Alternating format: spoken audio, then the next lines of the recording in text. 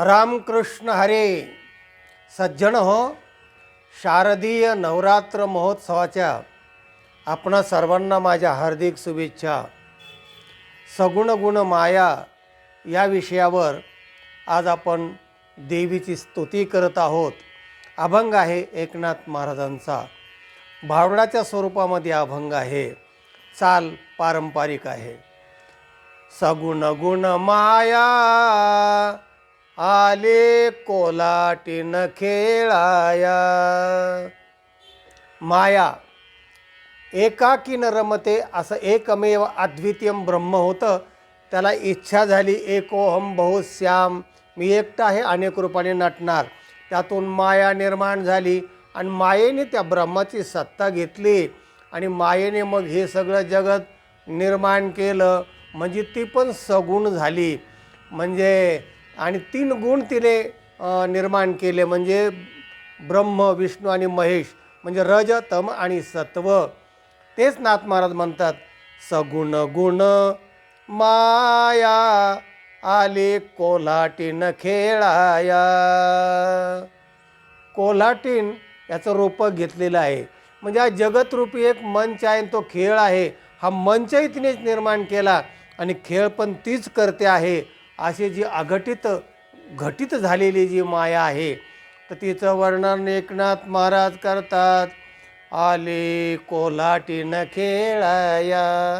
ही जगाचा खेळ. आणि काय काय खेळ खेळते बघा नाथ महाराज काय म्हणतात.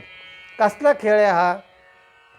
प्रपंचाचा रोविला वेळो. कोल्हाटी म्हटलं की तो वेळू म्हणजे एक बांबू असतो बघा, तिकडे एक बांबू रवायचा, इकडे एक बांबू रवायचा, दोरी बांधायची आणि मग तो प्रपंचरूपी बांबू दोन्ही रवले. प्रपंचाचा रोविला वेळो, चहुशून्याचा मांडेला खेळो. ब्रह्मा विष्णू जियेचे बाळू, लागती पाया आले कोल्हाटीन खेळाया. सगुण गुण माया आले कोल्हाटीन खेळाया. आला गडे निर्गुणीचा कोल्हाटे. निर्गुणीचा कोल्हाटी कोण? म्हणजे ब्रह्म. त्याने सत्ता दिली मायेला आणि मग तिने त्याच्या सत्तेने हे सगळं जगद अंबर निर्माण केलं. आला गडे निर्गुणीचा कोल्हाटी, म्हणजे सत्ताधारी ब्रह्म तो आला, म्हणजे तिला मदत केली.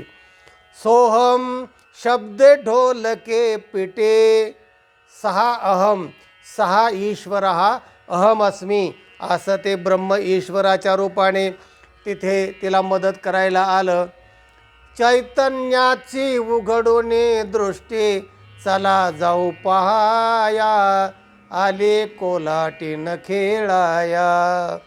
कोल्हाटीन मारिती उडी, 21 स्वर्गावरती माडी.